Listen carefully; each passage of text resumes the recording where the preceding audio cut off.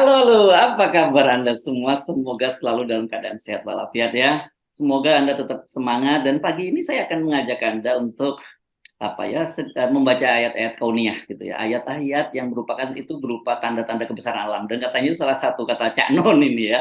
MHN aja itu saya simak itu katanya Bung Rocky Gerung ini termasuk salah satu ayat-ayat kauniyah karena ada ayat kauliyah. Ayat kauliyah itu teks tekstual yang ada dalam Al-Qur'an, ada kauniyah berupa tanda-tanda alam. Dan katanya Rocky Gerung termasuk itu.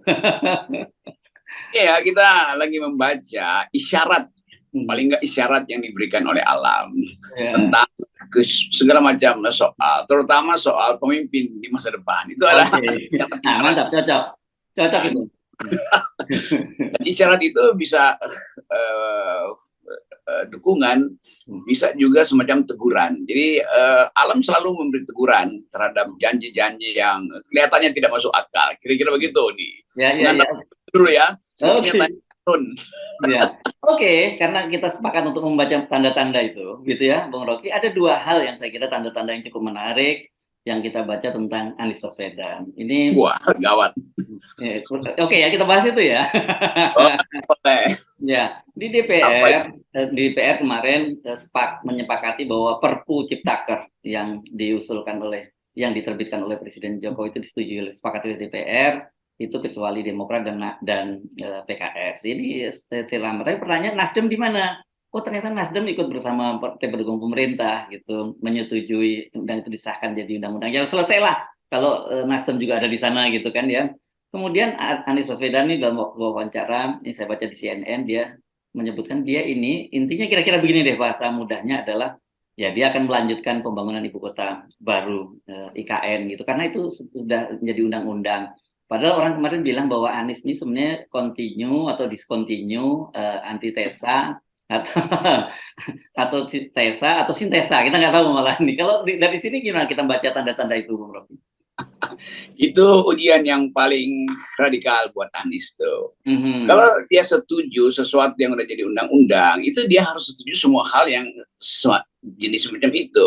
Yeah. Undang-undang Omnibus Law, oke, itu artinya buruh nggak akan dukung Anies, kan gampangnya begitu kan? Karena dia akan setuju upacara penistaan buruh. Undang-undang Omnibus Law itu final bagi buruh itu penistaan tentang harkat sebagai buruh. Jadi itu bahayanya tuh. Itu ujian alam pertama. Yang kedua soal IKN tuh. Orang juga ingin tahu bahwa IKN itu anggarannya habis berapa. Kalau dia jadi undang-undang harus dilakukan, berarti akan ada utang terus-menerus. Artinya Anies akan meneruskan cara berutang Jokowi. Kan gampang betul kan. Jadi kalau mau konsisten itu yang dilakukan.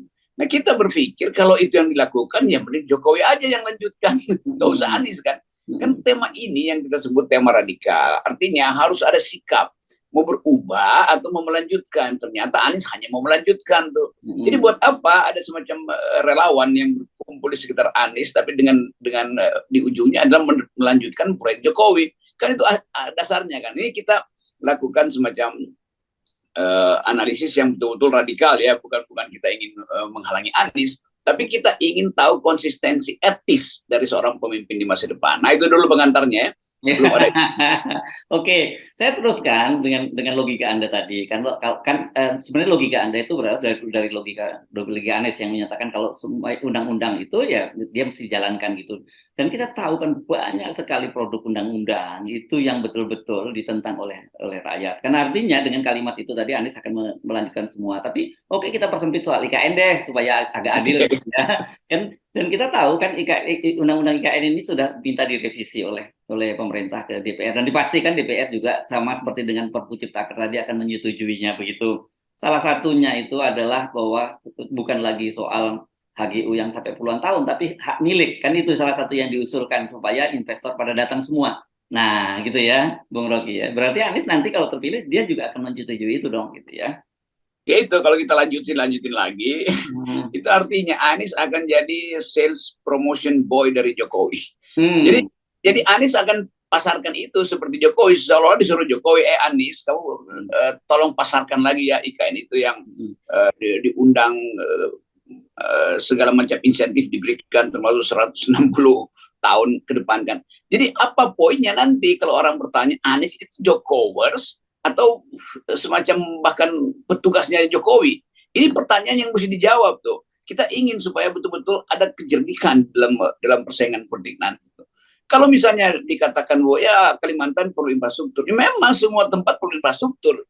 Kan seringkali dimanipulasi, kan perlu jalan di oh iya, nggak, tanpa perlu bangun IKN itu hak rakyat Kalimantan untuk menerima sekolah, bangun universitas, bangun jalan, bangun irigasi itu, tetapi bukan dalam konsep IKN yang satu paket bahwa itu akan ada apa namanya itu otorita, dalam otorita itu akan ada uh, perjanjian dengan pihak swasta yang membiayai, kan itu soalnya tuh.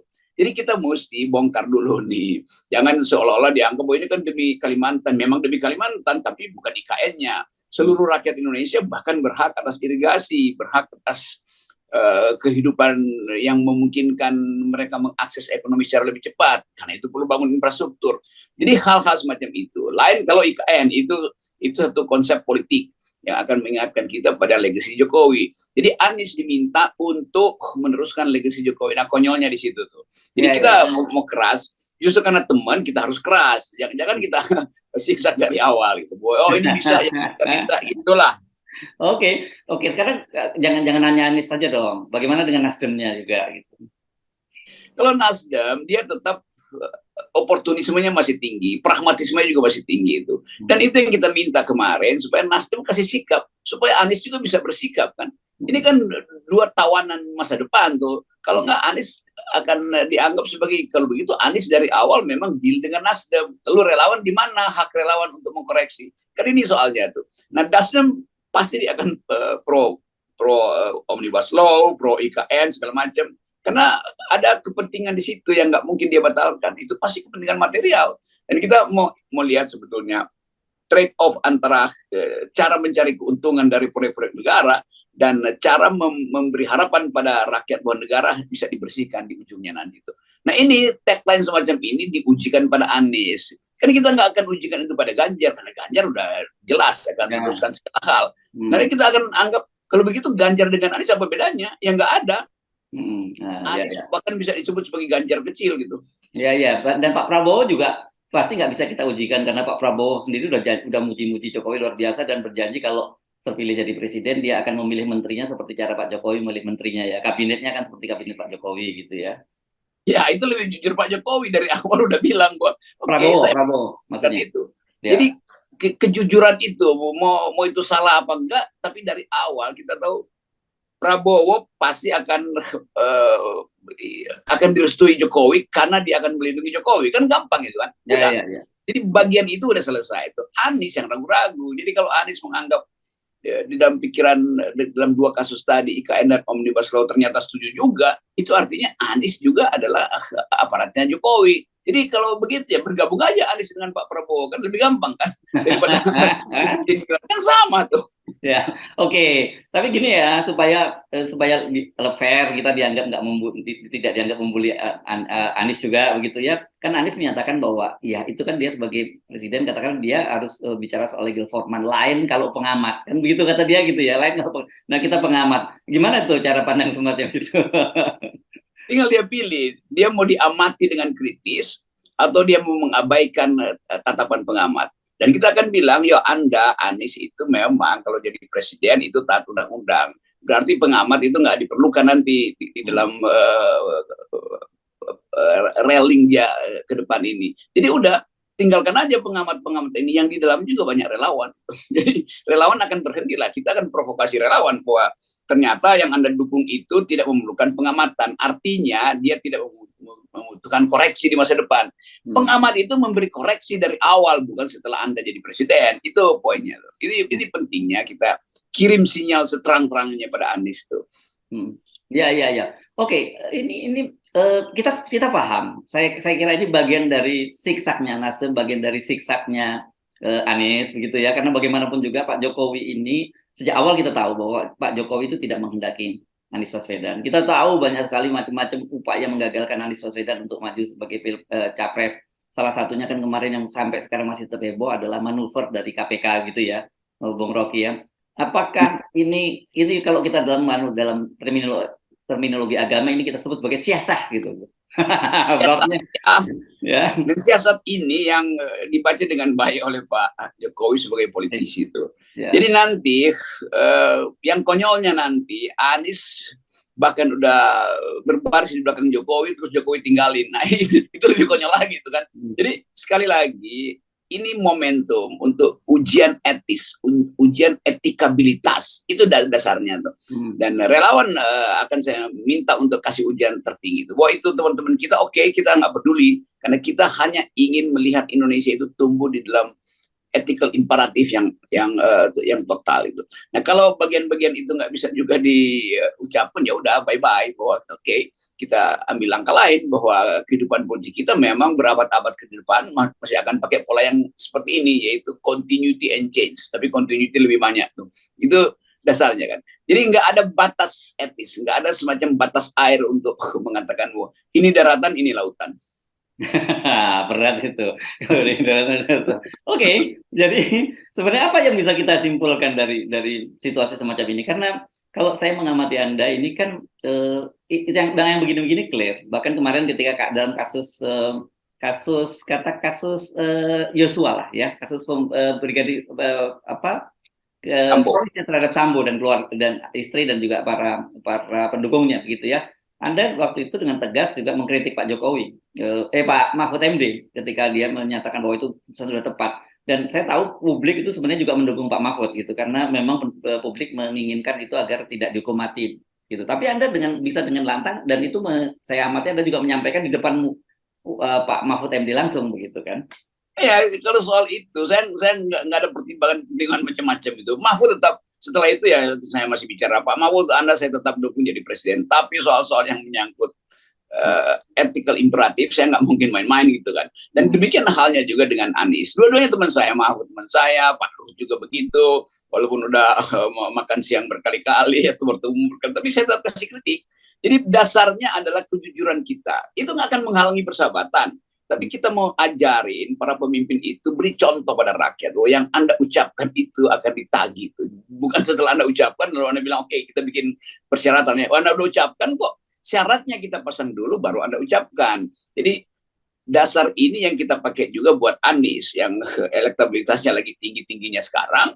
Tapi kalau dia diganggu oleh etikabilitas, saya akan pro pada etikabilitas.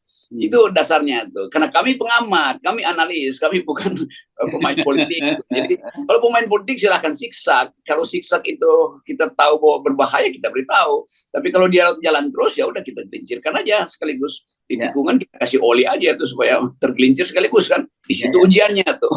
Ya. Tapi ngomong-ngomong ada gunanya nggak ya itu buat Pak Jokowi ya, sinyal-sinyal semacam itu?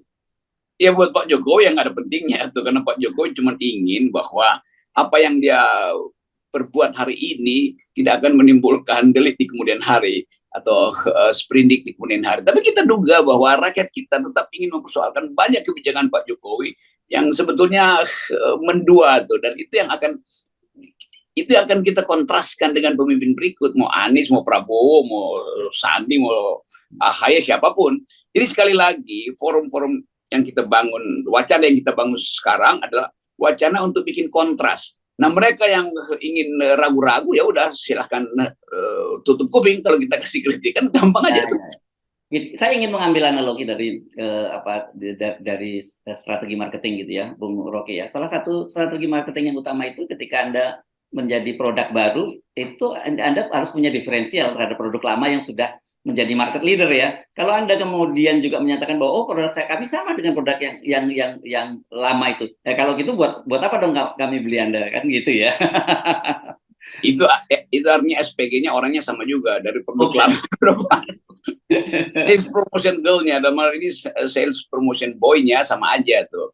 Dia memasarkan produk baru, seolah-olah baru, padahal itu cuma bungkusnya diganti dari produk lama. Itu namanya fraud juga. Itu bisa kita bawa ke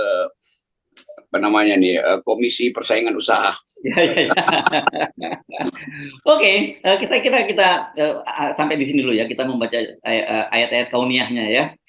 Kita nanti sambung lagi dalam perbincangan lain. Oke, Bung Rocky, sekali lagi dengan fenomena ini kita semakin menunjukkan kepada kita betapa pentingnya kita mengawal 0%. Karena semua ini sebenarnya bermula dari sini sesungguhnya ya. Nih, ini nih kita ingatkan bos, kita udah kasih kisi-kisi. Jadi silakan Anda manuver di situ, tetap kita kejar.